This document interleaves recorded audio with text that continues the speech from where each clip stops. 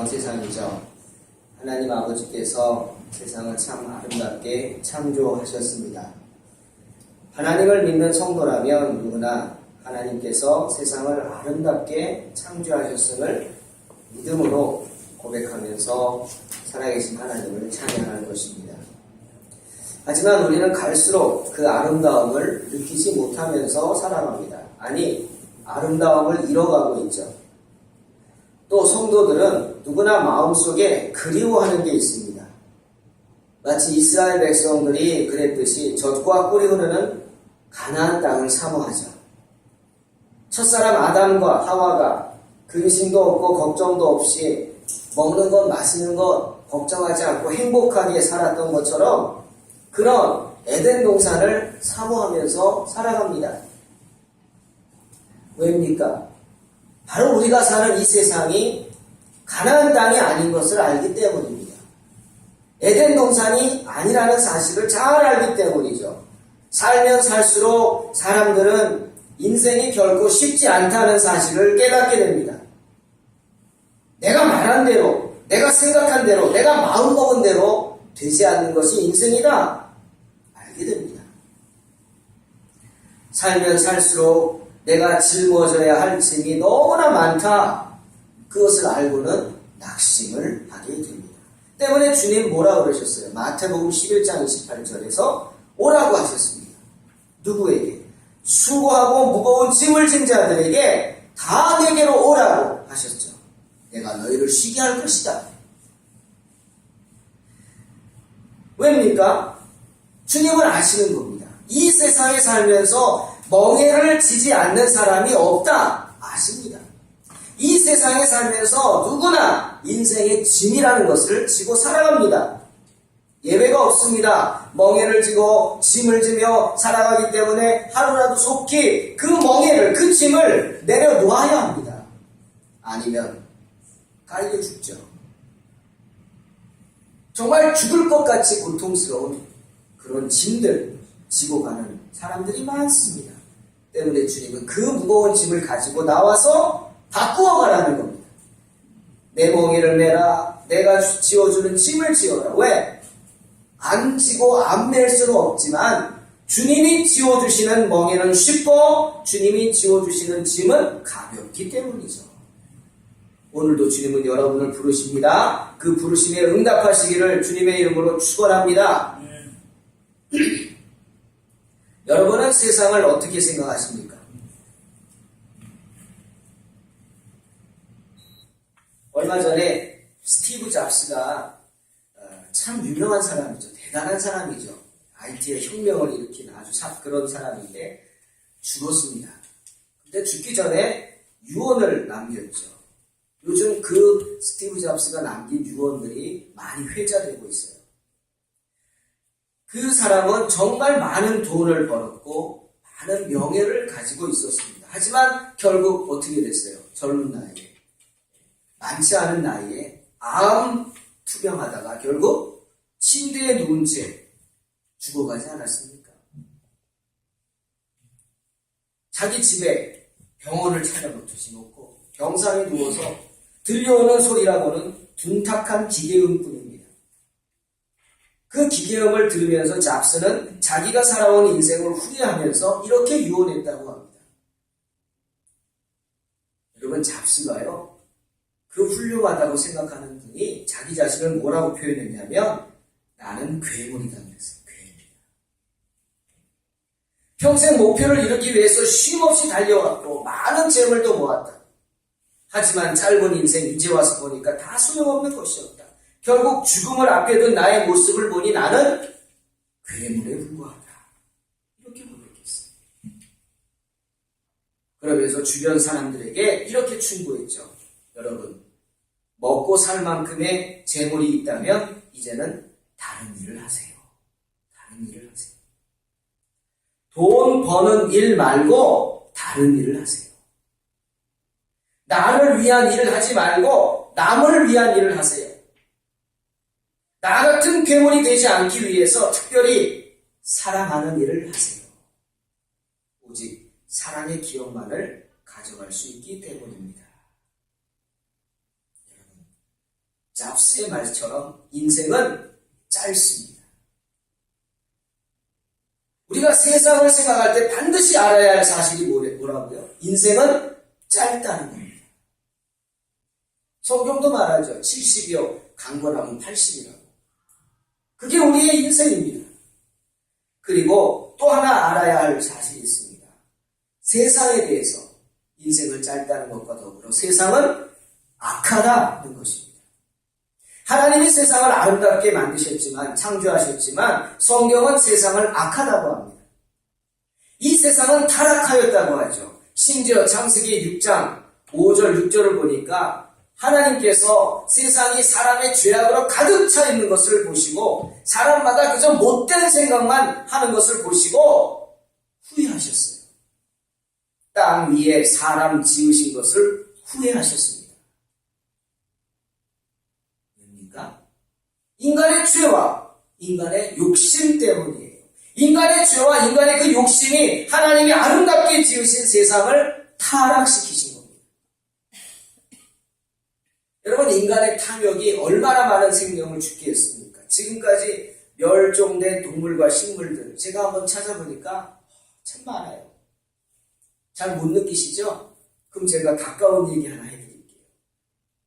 오늘도 우리가 지금 바나나가 한 박스가 있어서 이제 좀 이따 나눌 텐데, 이 바나나 좋잖아요? 여자분들 미용에도 좋다고 그러죠. 그런데 조만간 이 바나나가 멸종될지도 모른다고 합니다. 없어진다는 거예요. 왜? 인간의 탐욕 때문이죠. 인간의 탐욕으로 무분별한 재배와 또 무분별한 착취가 재앙을 불러오는 거예요. 그래서 먹기 좋게, 원래 바나나는 이렇게 생기지 않았다며요. 아주 먹기 좋게, 우리가 아주 먹기 좋게 만들려고 자꾸 재배를 하고 유전자를 조작하고 결국 이 바나나가 어떻게 돼요? 우리 인간이 먹기는 좋게 생겼는지 모르지만 저항력이 없어져서, 기존의 저항력 가진 바나나들은 다 없어져서 지금 무서운 바나나 질병이 돌고 있는데 감당을 못한대요. 그 병이 퍼지면 그 지역의 바나나는 다 그냥 죽어버린대요. 저항력을 잃은 거죠. 마치 전염병이 돌면은 기르는 축사에 있는 동물들이 다 그저 죽어버리잖아요. 왜? 저항력이 없으니까. 왜요? 인간의 탐욕 때문입니다.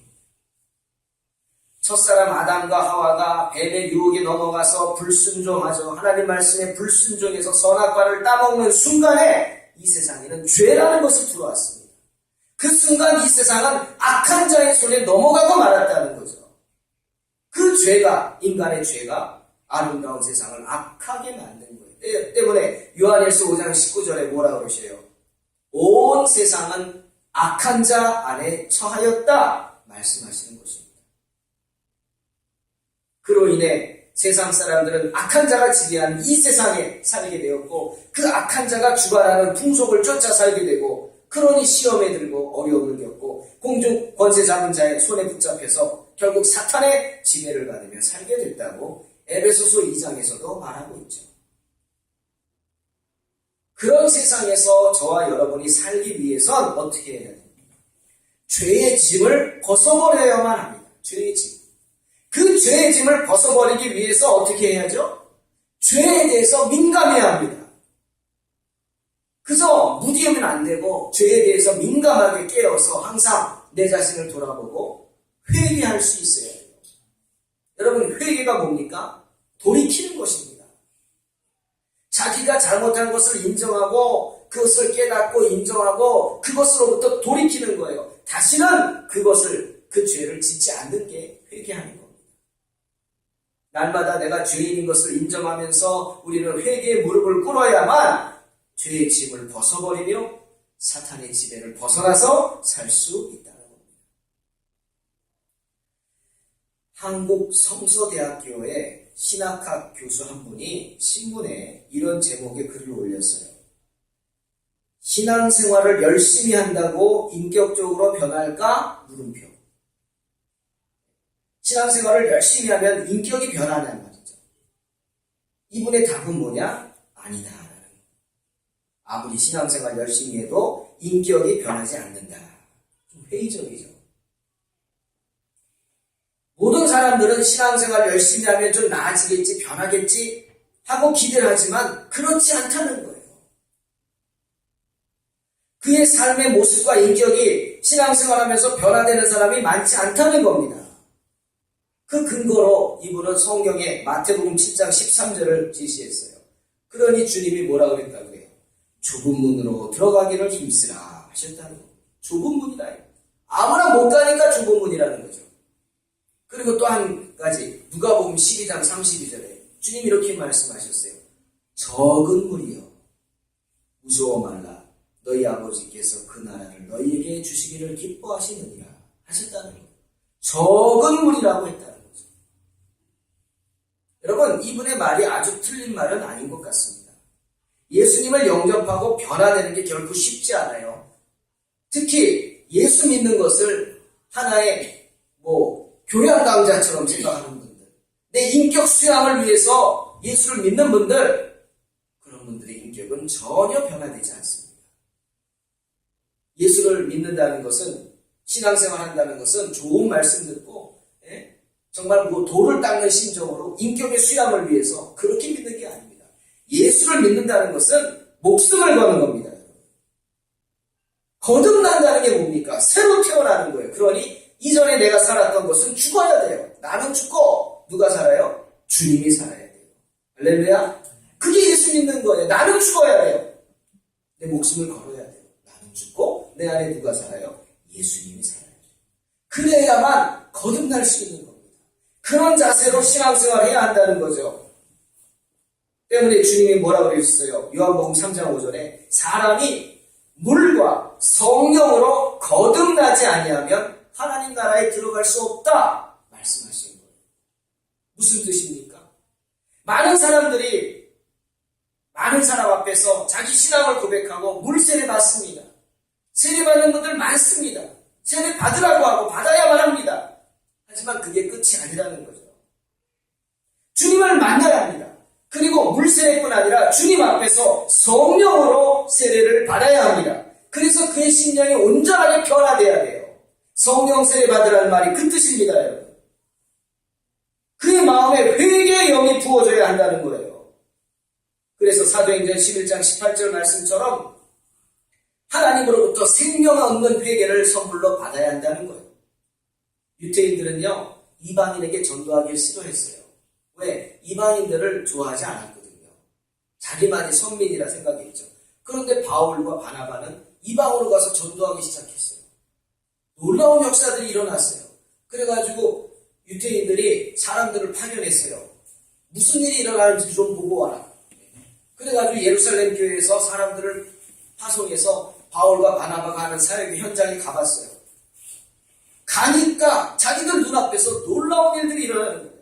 이방인들이 하나님의 말씀을 듣자마자 그들이 막 회개를 시작하고 막 기도하기 시작하더니 그들에게 성령이 부어지는 게 자기들의 눈으로 보이는 거예요. 성령이 그들에게 부어져서 그들이 변화되는 모습이 보이는 거예요. 그분들이 어떻게 했을까요? 깜짝 놀라고는 이렇게 말합니다. 하나님이 하시는 일을 우리가 어찌 막겠느냐. 저들이 하나님으로부터 생명 얻는 회개를 선물로 받은 것을 우리가 어찌하겠느냐. 하나님이 역사하신다고 인정하고 그때부터 이방 선교의 문이 활짝 열리게 됩니다. 이때 그들이 한 말, 생명 얻는 회개를 선물로 받았다고 했어요. 선물로. 생명 얻는 회개를 선물로 받는 사람만이 어떻게 돼요? 온전히 변화돼서 거듭날 수 있다는 겁니다.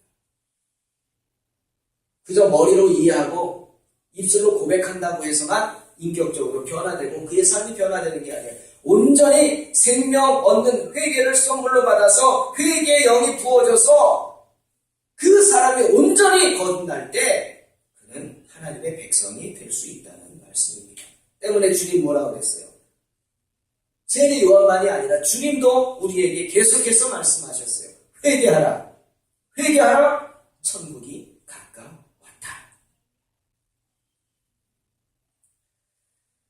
시편 73편에서 주를 멀리하는 자는 다 망한다. 말씀하십니다. 주를 멀리하는 자는 다 망한다. 그리고 하나님께 가까이함이 내게 복이다 말씀하셨어요. 주를 멀리하면 망하지만 하나님을 가까이하면 그것이 내게 복이 된다는 거죠. 그러면 하나님을 가까이하기 위해서 어떻게 해야 합니까? 회개해야 합니다. 우리의 죄를 회개해야 합니다. 어떤 죄? 하나님 없어도 살 수 있다고 살아가는 죄. 하나님 없이도 살 수 있다고 마음대로 산 죄. 하나님을 인정하지 않는 죄. 너는 범사의 그를 인정하라. 그리하면 내 길을 지도하시리라 말씀하셨는데 그러지 못한 죄 회개해야 합니다. 여기 한 여인이 있습니다. 우리 주님이 만나주신 여인이죠. 이 여인이 세상을 어떻게 살아왔는지 우리는 요한복음 4장 17절을 보면서 생각해 볼 수 있습니다. 주님이 그 여인을 보고 이렇게 물으셨어요. 가서 내 남편을 불러오라. 내 남편을 데리고 오라는 겁니다. 그래서 그 여인이 대답합니다. 나는 남편이 없습니다. 아니죠. 거짓말입니다. 남편이 있습니다. 5번이나 결혼하고 6번째 남자와 살고 있어요. 근데 남편이 없습니다. 거짓말을 한 거죠. 그런데 웬일인지 주님은 그 여인을 축복하십니다. 내 말이 옳다. 네가 남편 5명과 살았었고 지금 또 다른 남자랑 살고 있지만 지금 살고 있는 사람도 네 남편이 아니다. 축복하십니다. 여러분 이 순간이 놀라운 변화가 일어나는 순간이었어요. 이 여인에게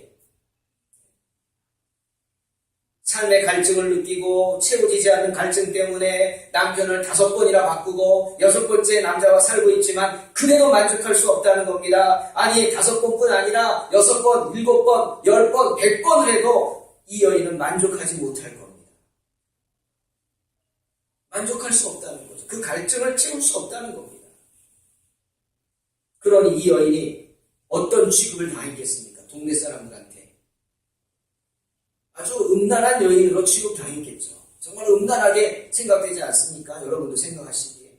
그렇게 음란한 여인으로 손가락질을 당하는 여인이 주님을 만났습니다. 주님을 만나서 자기의 죄를 고백하는 겁니다. 나는 남편이 없다고. 제6시면은 하루 중 제일 뜨거운 정오 12시입니다. 아무도 물길로 나오지 않는 시간이에요. 그런데 그 뜨거운 시간에 주님은 우물가에 앉아서 누군가를 기다리셨어요. 누구죠? 결혼을 5번이나 하고 만족하지 못해서 또 다른 남자와 동거하고 있는 이 사마리아 여인이었어요. 주님은 그 여인을 만나려고 그곳에서 제자들 다 보내고 기다리고 계셨어요. 동네에서 더럽다고 손가락질 당하는 여인이었겠죠. 자신의 삶이 너무 기가 막혀서 인생을 원망하고 살았을 겁니다. 한숨 속에서 살아가는 그런 여인이었을 거예요. 그러니 아무도 물길로 오지 않는 그 시간에 사람들 만나기 싫어서 물길로 나왔겠죠. 세상 이 여인에게는 참 참혹했을 겁니다. 그러니까 나그네가 갈증을 느끼고 우물가에서 물 좀 달라고 하는데도 한 그릇 줄 생각도 안 하고 쏘아붙이며 거절하지 않습니까? 왜 나한테 물을 달라고 하냐고. 당신은 유태인 아니냐고. 사마리아 사람들을 개만도 못하게 취급하면서 왜 나에게 물 달라 하냐고 거절하지 않습니까? 그만큼 꽉 닫힌 여인. 주님에 대한 소문 들었을 리 없습니다. 주님 알아보지 못하는 것 당연하죠. 그런데 정말 하나님의 은혜로 그런 여인이 인생 가운데 지치고 상처받아 어디서도 위로받지 못한 그런 여인이 예수님을 만난 것입니다. 주님은 그녀가 그렇게 죽지 않고 살기를 원하셨습니다. 그녀의 영혼이 그렇게 인생을 원망하며 죽어가는 것을 바라볼 수 없었어요. 그녀가 기쁨을 느끼고 온갖 세상의 시험들을 이기면서 살기를 원하셨습니다. 그래서 그 여인을 기다리시고 물을 달라 하시면서 대화하기를 원하셨던 겁니다. 매몰차게 거절하는 그녀에게 주님 말씀하십니다. 내가 만일 하나님께서 주시는 선물이 무엇인지 알았더라면 또 내게 물 좀 달라 하는 이가 누군 줄 알았더라면 오히려 내가 나에게 물을 달라고 했을 것이다. 그러면 내가 내가 너에게 샘솟는 물을 주었을 것이다 말씀하십니다. 사랑하는 성도 여러분, 세상의 그 어떠한 것도 우리의 갈증을 해결할 수는 없습니다. 목말라 물 마시면 또 목이 마릅니다. 남편 5번이나 바꿔도 안 되죠? 험한 세상에서 목마르지 않고 그 갈증을 영원히 해결하기 위해서는 영원히 샘솟는 샘물을 마셔야 하는데, 그 생명수 샘물은 누가 주십니까? 주님만이 주실 수 있습니다. 주님은 삶에 지친 이 사마리아 여인에게 세상의 온갖 시험을 이기는 비결을 알려주기를 원하셨던 거예요. 어떻게 해야 내가 이 세상의 시험을 이기고 살아갈 수 있느냐? 정말 삶에 지쳐서 인생을 원망하고 살아가는 이 여인에게 그 비결을 알려주기를 원하셨습니다. 14절이죠. 내가 주는 물을 마시는 사람은 영원히 목마르지 않을 것이다. 내가 주는 물은 그 사람 속에서 샘물처럼 솟아올라 영원히 살게 할 것이다 말씀하십니다. 여러분, 이런 물은요 세상에 없습니다. 오직 주님만이 주실 수 있는 줄로 믿습니다. 그러니 주님 앞에 나오라는 겁니다. 목마르거든 나오라는 거예요. 갈증을 느끼거든 나오라는 거죠. 갈급함을 채울 수 없거든 나오라. 주님 앞에 나와라. 주님 앞에 나와서 주님의 값없이 주시는 하나님의 선물이 영원히 샘솟는 물을 사모하라. 달라하라. 주실 것이라는 거죠. 그리고 세상의 시험을 이기는 비결 두 번째, 뭐라 그랬어요? 주님이 내 남편을 불러오라 하셨습니다. 내 남편을 불러오라. 사마리아 여인에게 있어서 가장 큰 문제가 무엇이었습니까? 남편의 문제였습니다. 아마도 이 여인은 좋은 남편을 만나서, 능력 있는 남편을 만나서 자기의 갈급함을 채우기를 원했던 것 같아요. 하지만 5번 바꿔도 안 됐어요. 그러니 주님께 뭐라 그래요? 남편이 있어도 없다고 고백하는 겁니다. 고백하는 거예요. 내가 이 모습입니다. 정말 내가 이렇게 살아왔습니다. 이제는 이 세상에 소망이 없습니다. 희망이 없습니다. 고백하는 거예요. 없다고. 그런 사마리아 여인에게 주님은 남편을 불러오라고 하시면서 그녀로 하여금 생각하게 했어요. 자신의 문제가 무엇인지 생각하게 했어요. 자신의 문제가 무엇인지 깨닫게 하셨습니다. 남편을 5번이나 바꾼 여인에게 남편을 데리고 오라고 하시면서 세상에서 얻지 못할 것이 무엇인지 깨닫게 하셨어요. 그 순간 이 여인은 깨달았습니다. 정말 나는 남편이 없다고. 이 세상에는 소망이 없다고. 그러니 주님께서 13절에 이 물을 먹는 자마다 다시 목마르려니와 내가 주는 물을 먹는 자는 영원히 목마르지 아니하리라 말씀하시자마자 바로 달라고 하죠. 주님 나에게 그런 물을 주셔서 다시는 목마르지도 않고 다시는 여기 물길로 오지도 않게 하소서. 주님은 사마리아 여인이 자신의 문제가 무엇인지 정확히 깨닫고 주님 앞에 나와 구하게 하셨습니다. 사랑하는 성도 여러분, 세상의 온갖 시험을 이기는 비결이 무엇입니까? 바로 내 문제를 깨달아 아는 것입니다. 그리고 그 문제를 가지고 주님 앞에 나오는 것입니다. 주님 앞에 가지고 와서 내 죄를 고백하고 그 짐을 내려놓는 것입니다. 아멘. 주님을 만난 후에 이 여인에게 놀라운 변화가 있었어요. 이 여인을 보십시오. 주님을 만나자마자 이 여인이 한 일이 무엇입니까? 머리에 이고 있던 물동이를 버려뒀다고 성경은 말씀하십니다. 물동이를 버려두고 마을로 뛰어들어갔습니다. 그 마을은 들어가기 싫은 곳이에요. 음란하다고 자신을 비난하는 사람들 가득한 곳이에요. 그 사람들을 피해서 이 뜨거운 시간에 물길로 올 정도로 이 사마리아 여인은 사람들 만나는 게 싫었어요. 그런데 물동이를 버려두고 마을로 뛰어들어갑니다. 뛰어들어가서 집집마다 문을 두드리면서 사람들을 찾아다니면서 뭐 했어요? 증거했어요. 주님을 증거했어요. 내가 메시아를 만났다. 와 보라. 와서 보라. 내가 주님을 만났다. 너희들도 와서 봐라. 나를 이렇게 변화시킨 사람을 와 봐라. 사랑하는 성도 여러분, 사도행전 9장 20절을 보니까 사울이 다메섹 도상에서 주님을 만나죠.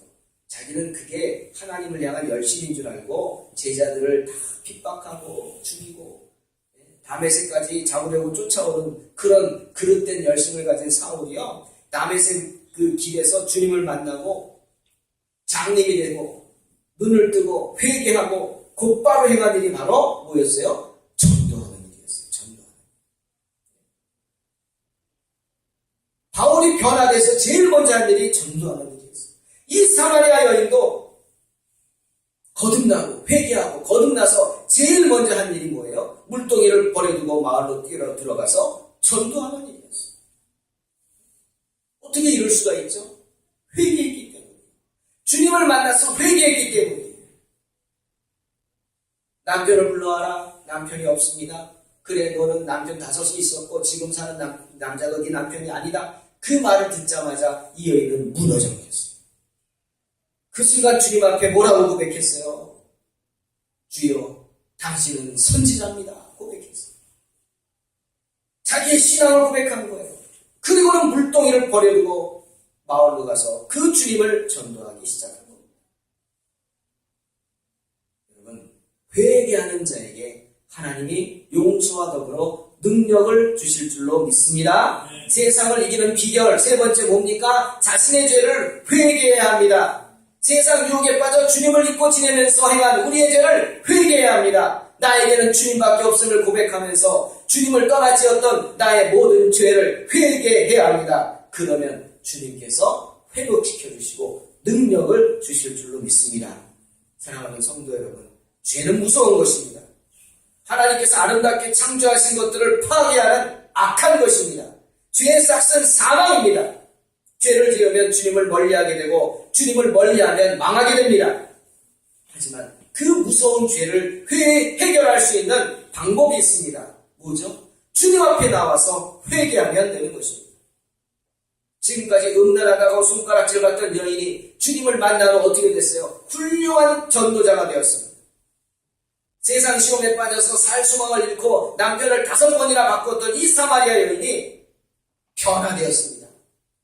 그녀의 변화된 모습을 보고 많은 사람들이 주님 앞에 나와서 예수를 믿게 되었습니다. 어떻게 이렇게 변했죠? 주님을 만났기 때문입니다. 주님을 만나 회개함으로 자신의 짐을 내려놓았기 때문입니다. 세상 근심 걱정에 얼마나 힘든 인생을 살고 계십니까? 정말 근심 없는 집이 없고 걱정 없는 집이 없고 시험거리 없는 집이 없습니다. 그저 주님 앞에 가는 날까지 우리에게는 근심과 걱정과 시험거리가 있습니다. 왜? 이 세상은 악하기 때문에. 이 세상은 공중권세 잡은 자들, 사탄이 지배하는 세상이기 때문에. 오늘도 뱀은 끊임없이 혀를 내른거리면서 우리를 유혹합니다. 먹으라고. 하나님이 먹지 말라고 한 것을 먹으라고. 하나님이 보지도 말라고 한 것을 바라보라고. 하나님이 만지지도 말라고 한 것을 만져보라고. 사탄은 그 붉은 혀를 내른거리면서 오늘도 우리를 끊임없이 유혹합니다. 그 세상을 이기는 비결은 다른 것 없습니다. 깨달아야 합니다. 그래, 이 세상에서 우리를 만족해 할 수 있는 것은 없다고 하는 그 사실을 깨닫고 오직 주님이 주시는 생수만을 사모해야 되는 줄로 믿습니다. 그리고 여러분의 문제를 깨닫는 순간 그것을 가지고 나와야 합니다. 사람에게 가는 게 아닙니다. 주님께로 나오십시오. 하나님께 가까이 함이 나의 복이라 하셨습니다. 하나님께 가까이 나아가 뭐 하겠습니까? 여러분의 짐을 내려놓으시기를 주님의 이름으로 축원합니다. 그 짐을 내려놓고 회개하십시오. 나의 부족함을, 나의 잘못됨을, 나의 참으로 기도하지 못함을, 주님 뜻대로 살아가지 못함을 회개할 때 우리는 그 무거운 짐을 내려놓을 수 있는 것입니다. 이사야 43장 21절에서 주님 이렇게 말씀하셨습니다. 이 백성은 내가 나를 위하여 지었나니 나의 찬송을 부르게 하려 함이니라. 하나님께서 우리를 만드신 목적이 무엇입니까? 바로 하나님을 찬송하게 하는 것입니다. 이제부터라도 내가 아닌 하나님을 위해 사시기를 바랍니다. 나의 기쁨이 아닌 하나님을 기쁘시게 하는 삶을 사시기를 바랍니다. 나의 영광이 아닌 하나님께 영광 돌리는 삶을 사시기를 주님의 이름으로 축원합니다. 그러기 위해서는 어떻게 해요? 회개해야 합니다. 그래서 내 자신을 정결케 해야 합니다. 여러분, 아무리 비싸고 좋은 그릇이면 뭐합니까? 더럽다면 거기 깨끗한 생수 담을 수 없어요. 하지만 아무리 보잘것없는 그릇이라 할지라도 깨끗한 그릇이라면 주님께서 좋은 것으로 담아주실 줄로 믿습니다. 사순절 기간이 오늘부터 시작됩니다. 정말 구별된 시간에 구별된 모습으로 주님 앞에 나와서 부끄러운 죄를 회개하는 복된 성도가 되시기 바랍니다. 아무리 보잘것없다 할지라도 주님의 보혈로 정결케 된다면 주님께서 세상의 험한 시험을 이기게 하실 줄로 믿습니다. 우리가 회개함으로 정결케 된다면 주님 저와 여러분에게 좋은 것으로 채워주실 줄로 믿습니다.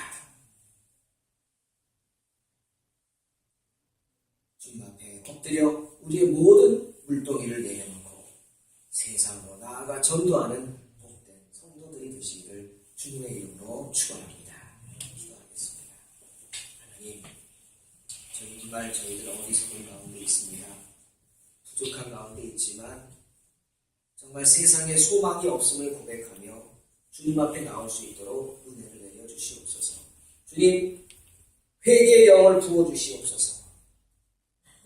정말 초대교회 때 이방인들에게 주님이 허락하셨던 그 회개의 영, 선물 하나님 주셔서 우리 또한 생명 얻는 회개를 선물로 받아서 주님의 자녀로서 당당하게 세상에 맞서 싸우며 나아가 살 수 있도록 축복하여 주시옵소서.